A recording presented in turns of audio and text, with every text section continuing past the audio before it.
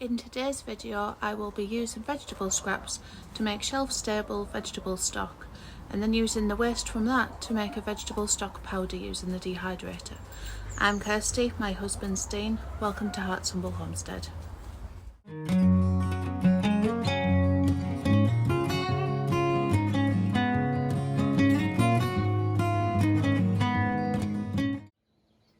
We've had our old slow cooker on today, so I thought it'd be a good opportunity to make up some vegetable stocks because we're running low on the shelves in the pantry. So what I do, any odd scraps of veg, so the ends of carrots, the ends of celery, leek, parsnip peelings, anything like that, I just put in a bag in the freezer, and then when that bag is full, it just goes into the slow cooker. So there's some swede, I can see some carrot. It is a bit freezer burnt, I think, it's been in a while, but it'll be fine. I can't see any onion in there, so I'm going to add an onion. Skins too, I've just chopped it into 4.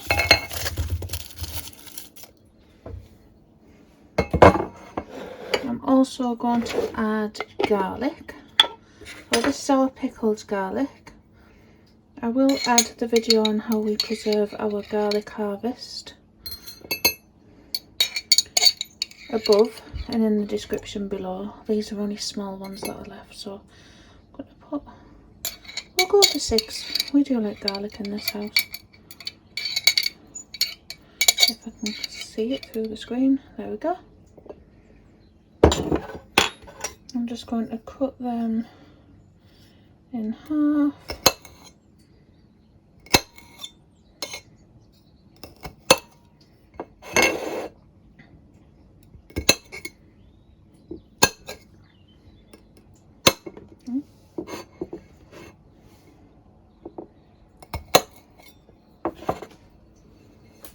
And put that in.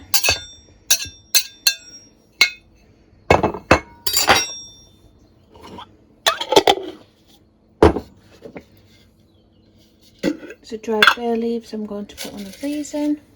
I will add the recipe I'm using to the description below, but it does vary depending on what veg you've been eating, depending on what's in there, but just a good selection. Especially celery, onion and carrot, and then you can't really go wrong. I'm going to put just a few peppercorns in. I'm not adding salt because we all add different amounts of salt. So I'm not going to add any at the moment because we can salt it as we're cooking something with it. I've got some fresh parsley. Don't have any fresh, so I've just got 2 sprigs there. Don't have any fresh thyme, that's at the plot, and I forgot to get some today. But I have got our dried thyme. I'm just going to put about a teaspoon in.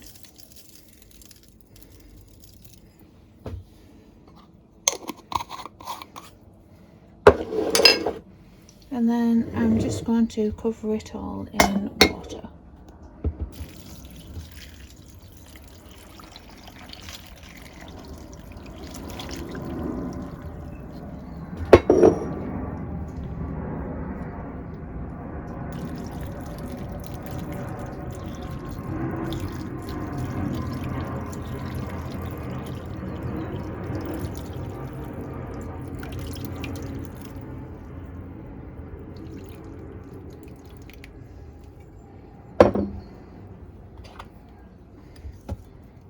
Just make sure that's pressed under. I think I've put about 3 litres of water in. I'm going to pop the lid on and just pop it on low overnight, and I will come back to it in the morning. It's the following morning, so I'm just going to turn it off. Let it cool for a bit before I strain it. Now that the stock is made, we need to decide how we are going to preserve it. So one option is freezing. So the strained stock can go in some freezer safe bags, and once they're cooled they can go in the freezer, and once they're frozen they can lie flat and you can get plenty in. You can also freeze in the jars. Jars this shape with the curve are not freezer safe because the product inside needs room to expand. So if you want to freeze in jars, you need a jar more like this. So these are the only jars we tend to get now because we don't buy a lot of food in jars anymore because we tend to make our own. But these are off the peanut butter and the coconut oil, so it's just them. So if you do fill them, only fill them to about 3/4 full for the freezer. That just gives room for expansion and to stop them exploding.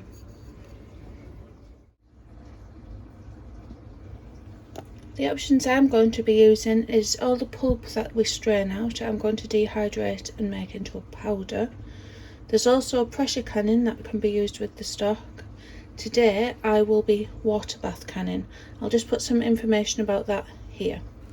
Water bath canning low acid foods is considered to be rebel canning or Amish canning in America and surrounding areas. Water bath canning low acid foods such as vegetables and meats is not recommended by the CDC. However, they state that it is made safe for consumption by boiling foods for 10 minutes. The temperature required is 85 degrees C, 185 degrees Fahrenheit. The timing hasn't really changed compared to my Kerr home canning book from 1947, where it says to boil for 10 to 15 minutes. Please do your own research. Resources used will be linked below before trying this method. If this isn't right for you, there are many other preserving methods available. Got my jars ready, so they've just been washed in hot soapy water and rinsed off. You don't need to sterilise them if you are processing for more than 10 minutes. So I'm using the ones with the 2-part lid, but an ideal thing for water bath canning is these lids that can be reused, or just the ones you get sauces in from the local supermarket, and the lids can be reused as long as they are not damaged. I don't have any spare of these. I use all of my jars we've got previously from shops to store all of my dehydrated. I got all of these jars pre-2020 when they were a reasonable price, but you really don't need these expensive jars. I think these are about £3.50 each now when I last checked. Like I said, I've had them for years and they do last a very long time, so that's why I'm using them today. What I'm going to do first is just strain the liquid.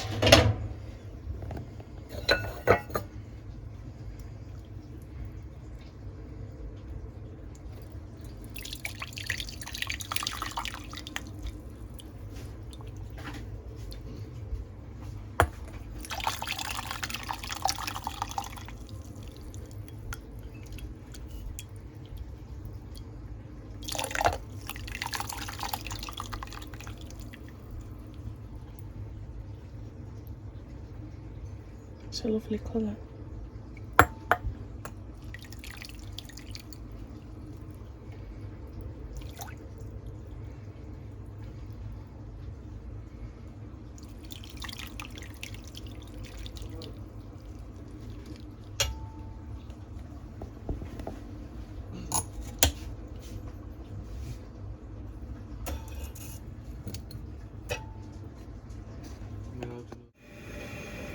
Well, because I've got quite a bit to do today, I'm going to do hot jars and hot liquid. You need to preheat your jars just by putting them in some hot water before adding hot liquid to prevent shock and to prevent them from exploding. The way I usually do it is let the stock go cold, add them to the cold jars, process them cold. It's much easier, otherwise you need to do hot, hot, hot, and getting the temperature right can be a bit of a pain. My larger jug is getting used for other things, so I'm just going to fill these as I go. Like I said, the jars are already hot. And I'm just going to fill just above the shoulder of the jar. I'll show you.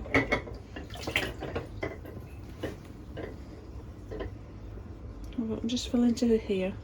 It's just got room to process. Won't process properly if it's too low, so up here is a great height.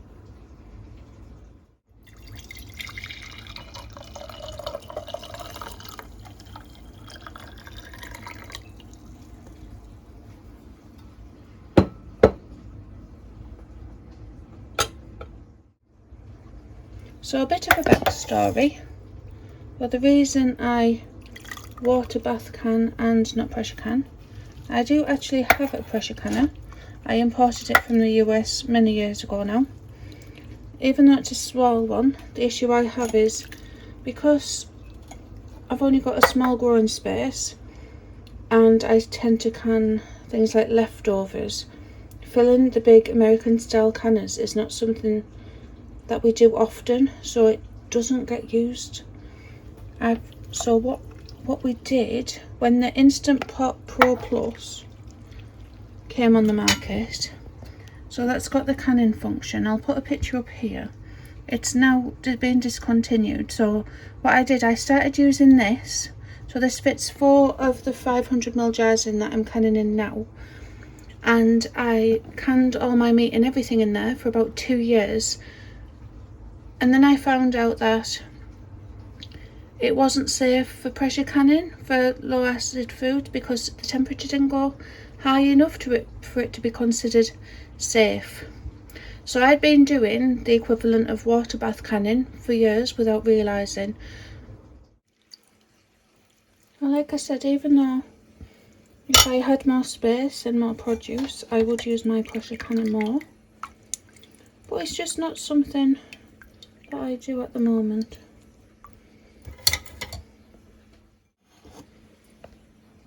I'm hoping I'll get 6 500ml jars from this.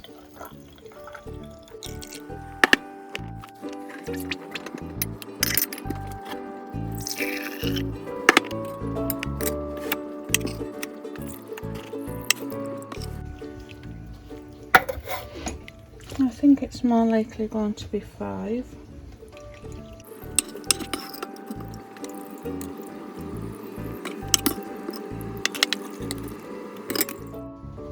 So that made 5 500ml jars. To keep the canner full, because it doesn't work effectively if you don't keep the canner full, I'm going to just can a jar of water.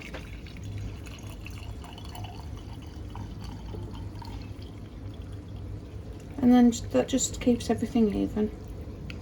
You just can it in the same way. It doesn't matter how long your process involves for water, because it's just water, it will be fine, and it just keeps everything consistent for temperature. So I'm going to do this from hot because it will be lunchtime soon and we do need to use the hob. So hot jars, hot liquid, hot water in the stock pot. That just prevents any shock. The easiest way to do it is cold, cold, cold, and then there's no issue. I just don't have time to do that today.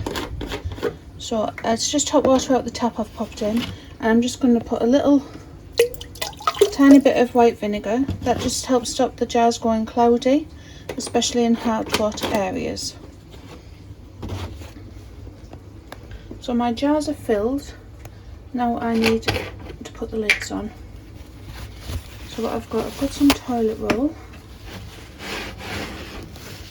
I'm just going to put a bit of white vinegar on. You can also do this with a damp clean cloth. I'm just going to go right round the tops to make sure there's no residue off the stock to prevent the seal. Yeah, that's a bit. And get a fresh piece.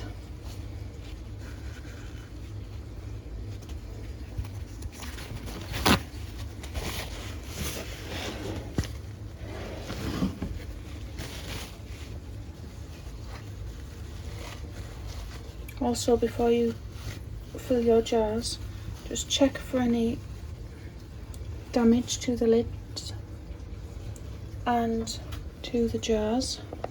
So before you clean them, have a feel around, make sure there's no damage that could cause a false seal.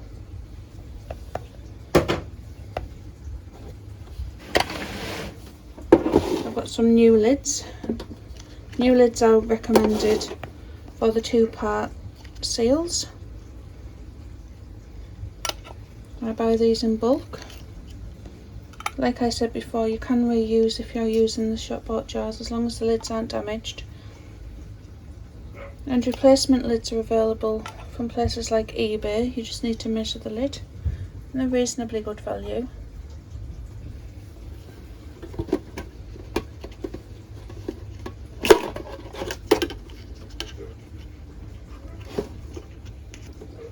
So just a bit hard to separate. Got some holes. There we go.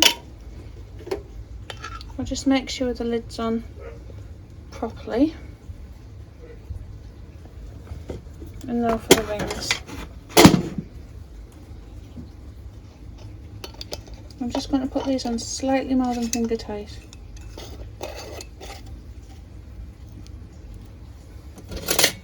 And just make sure it goes on properly. Sometimes there can be at a bit of an angle and it doesn't seal properly. For sealing issues, please see my other video. I will link it above and in the description below. It just covers things like siphoning and reheating and things like that.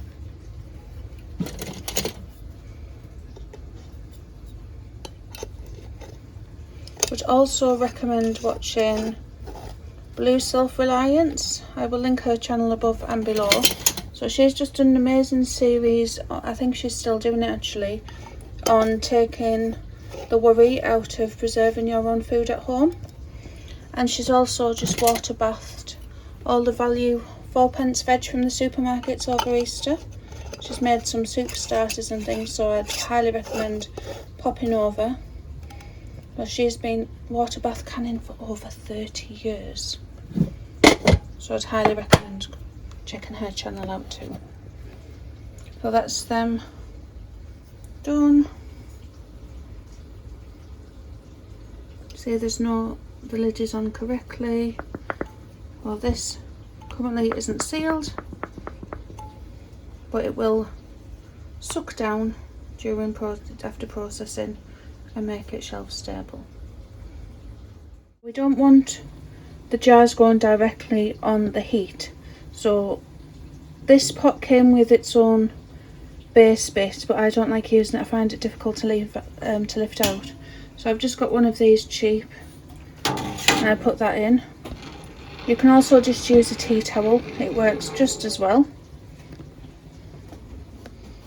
The only thing I would recommend buying is, like I mentioned on my other videos, is jar lifters. So getting the jars out once they're processed while the water is still hot and the products are still hot, it's quite awkward, but these make it easy. I'm just going to lower my jars in.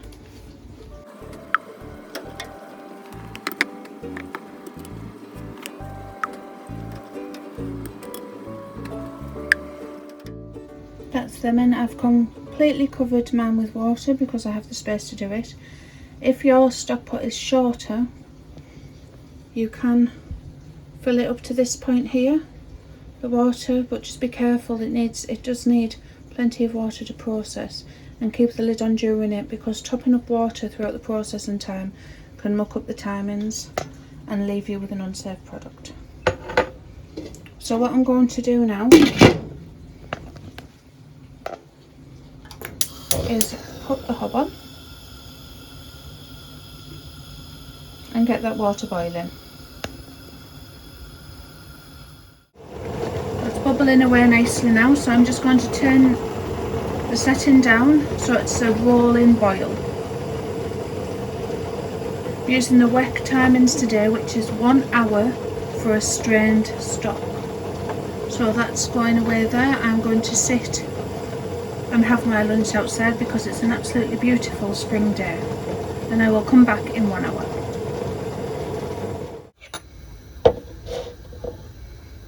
While the rest is in the water bath, I'm now going to dehydrate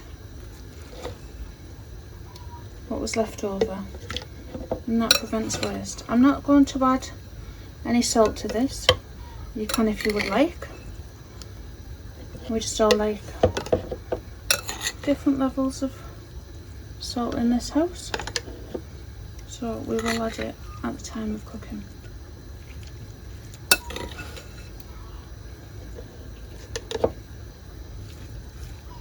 I'm just going to put them in the Ninja blender just to blitz them up and make them into a paste before dehydrating.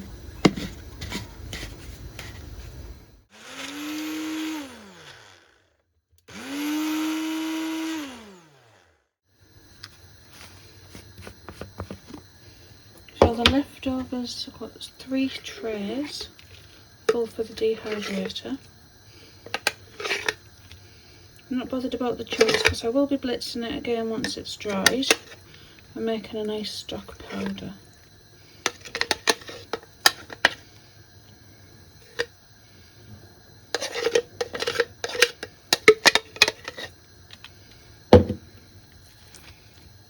I've just lined these with some, that's the mats that came with, and then just some reusable greaseproof paper just to stop any liquid dropping down or any smaller bits.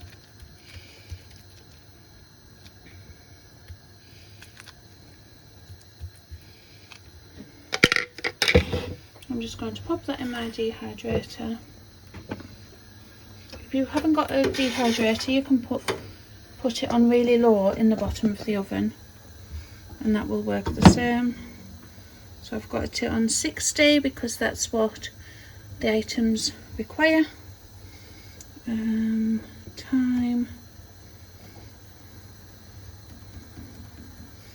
I'm just going to put it on for a few hours and I'll see how long it takes. So if I start with, I'll start with 7.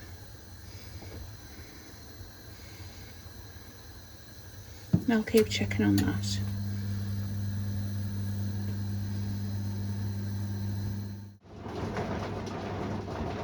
Right, that's the timer done.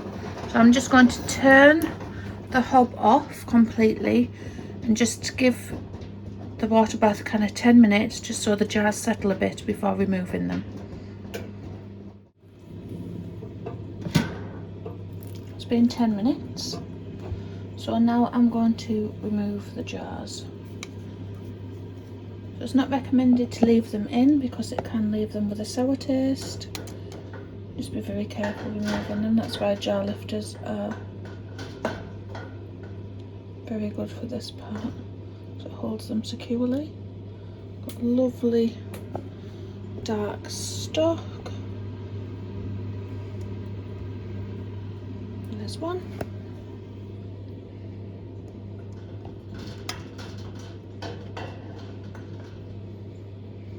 And you just need to put them on a tea towel or something that's not going to drastically drop their temperature, because that could cause them to explode. So if I put them on the cold worktop, that wouldn't be a good idea. So I've just put them on a folded tea towel.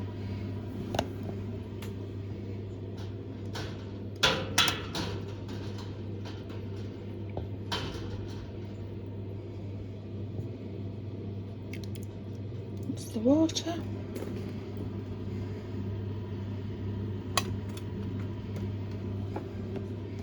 You may hear them pop as they seal and suck the lid down.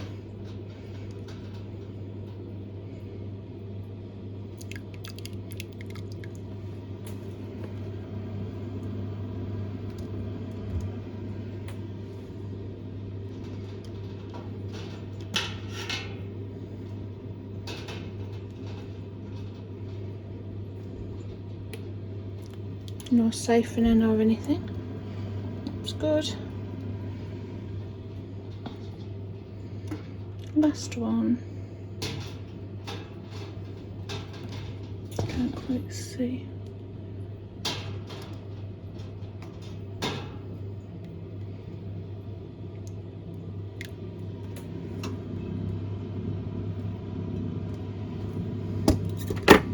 And there we go. That's all 6 jars.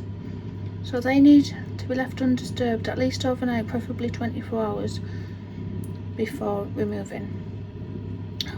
Before touching, disturbing, removing rings, anything like that, so I'll come back then. Quick catch up on the dehydrator. I've only been in an hour, so not very far yet. Still lots of moisture in there, a long way to go.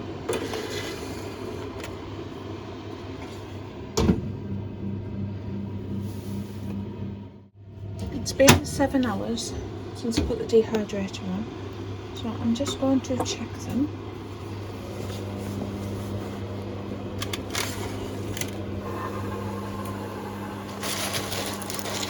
But we are getting there, but there's still a few slightly wetter bits. So I'm just going to give it a blast.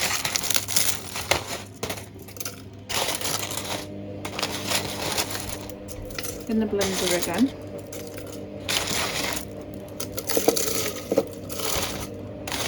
And then put it back in for an hour or so.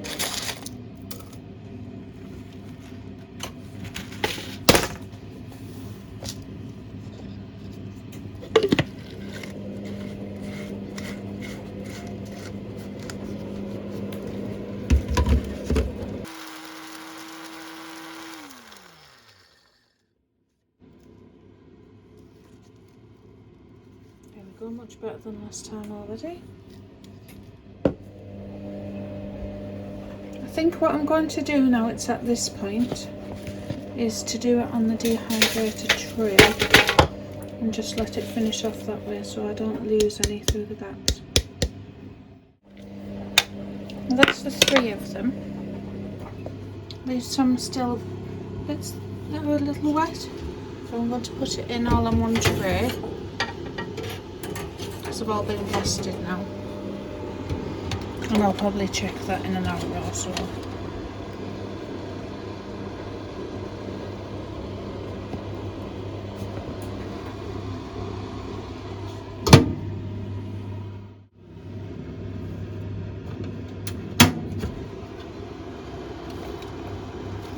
Stock powder's had another 2 hours and it does feel completely dry.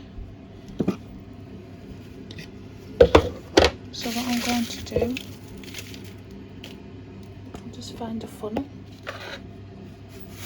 I'm just going to give it one more blast and then I'm going to put it back in the dehydrator at its lowest setting, and that's just because it can cause some moisture when you blitz it up and the heat from it. So it's just to make sure it's conditioned and dried thoroughly, ready to go in a jar.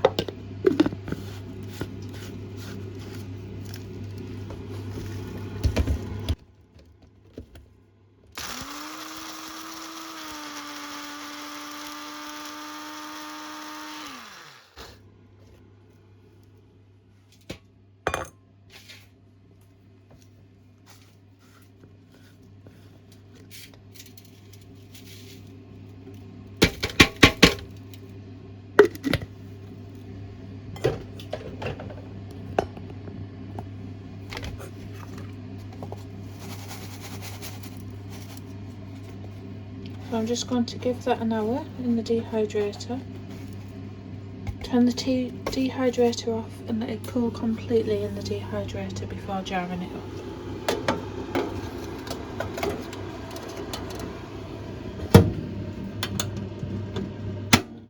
These jars have now had their recommended time.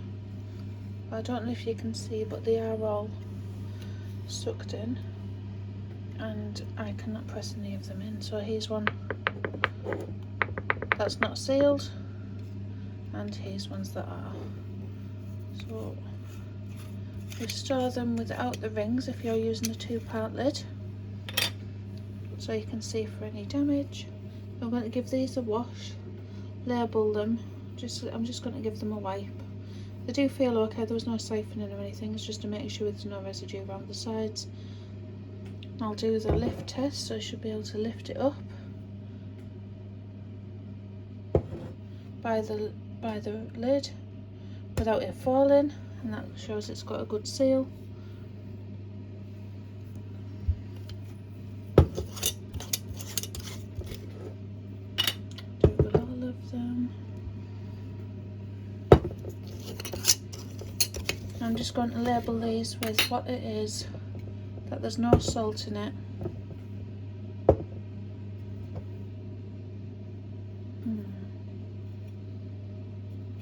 Okay, that one's sealed, but it feels like it's slightly overhung. Might be okay, but Dean's going to have some with some spaghetti now anyway, so I can use that one first. So if in doubt, use it straight away. I'll pop it in the fridge and use it within a few days. You can reprocess it like I put in my other video that I've already linked.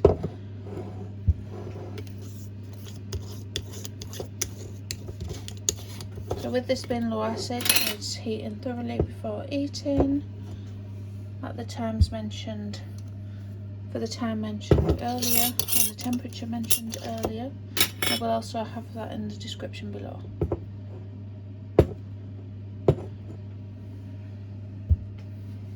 So that is 4 jars of stock and 1 jar of water for the pantry.